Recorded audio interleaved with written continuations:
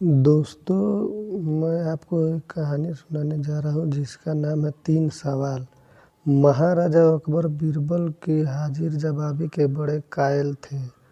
उनकी इस बात से दरबार के अन्य मंत्री मन ही मन बहुत जलते थे।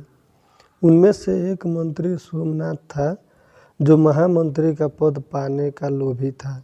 उसने मन ही मन एक योजना बनाई।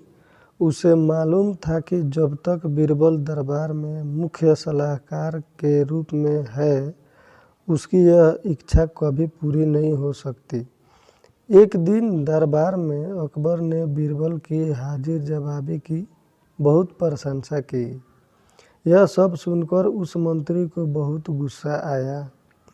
उसने महाराज से कहा कि यदि बीरबल मेरे 3 सवालों का उत्तर सही सही दे देता है तो मैं उसकी बुद्धिमत्ता को स्वीकार कर लूँगा, और यदि नहीं तो इससे यह सिद्ध होता है कि वह महाराज का चापलूस है।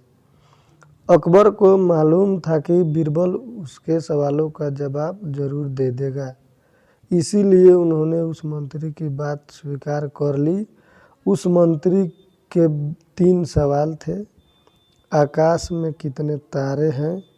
धरती का केंद्र कहाँ है? सारे संसार में कितने स्त्री और कितने पुरुष हैं? अकबर ने फौरन बीरबल से इन सवालों के जवाब देने के लिए कहा और शर्त रखी कि यदि वह इनका उत्तर नहीं जानता है तो मुख्य सलाहकार का पद छोड़ने के लिए तैयार रहे। बीरबल ने कहा, तो सुनिए महाराज, पहला सवाल। बीरबल ने एक भेड़ मंगवाई और कहा, जितने बाल इस भेड़ के शरीर पर हैं, आकाश में उतने ही तारे हैं। मेरे दोस्त, गिनकर तसल्ली कर लो। बीरबल ने मंत्री की तरफ मुस्कुराते हुए कहा। दूसरा सवाल। बीरबल ने जमीन पर कुछ लकीरें खींची और कुछ हिसाब लगाया। फिर एक लोहे की छड़ मंगवाई गई और उससे एक जगह गाड़ दिया, और बीरबल ने महाराज से कहा, महाराज, बिल्कुल इसी जगह धरती का केंद्र है। चाहे तो आप स्वयं जांच लें। महाराज बोले, ठीक है, अब तीसरे सवाल के बारे में कहो। अब महाराज, तीसरे सवाल का जवाब बड़ा मुश्किल है, क्योंकि इस दुनिया में कुछ लोग ऐसे हैं जो ना तो स्त्री की श्रेणी में आते हैं और ना ही पुरुषों की श्रेणी में। उनमें से कुछ लोग तो हमारे दरबार में भी उपस्थित हैं, जैसे कि ये मंत्री जी। महाराज, यदि आप इनको मौत के घाट उतरवा दें तो मैं स्त्री पुरुष की सही सही संख्या बता सकता हूँ। अब मंत्री जी सवालों का जवाब छोड़कर थर-थर काँपने लगे और महाराज से बोले, महाराज, बस मुझे मेरे सवालों का जवाब मिल गया।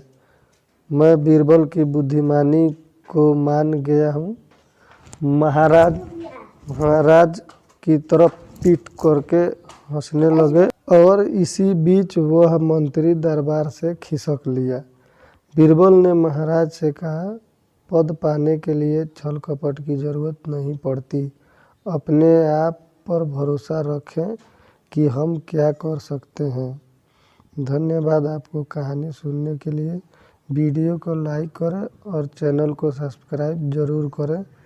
आपका दिन शुभ हो। Thank you.